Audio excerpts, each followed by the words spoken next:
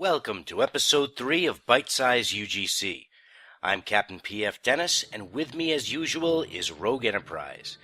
This week we take a bite out of Star Trek Online's Foundry with a review of Mere Mortal Enemies by Pure Big Mad Boatman. A dialogue-heavy mission that's got a lot going on. But more on that in a minute. Let's take a look at the mission story. This mission was an aggressive undertaking.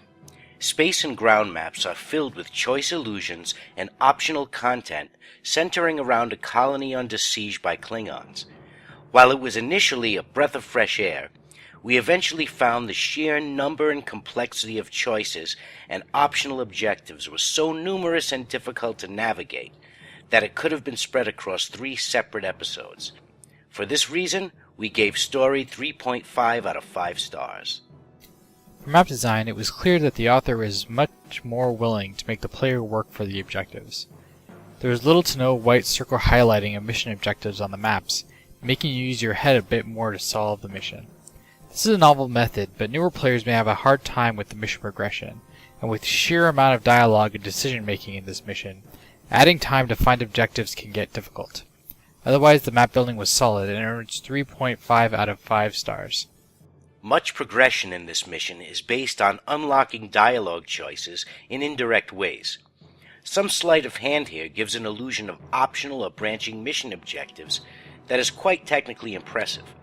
However, both of us encountered some pretty severe Foundry bugs with the dialogues, one of which halted our progression entirely during a complicated whodunit investigation that left us scratching our heads after drowning in a sea of possible dialogues. While much of this likely isn't the author's fault, these sorts of issues should be checked for when testing the mission. We ended up giving Tech 2.5 out of 5.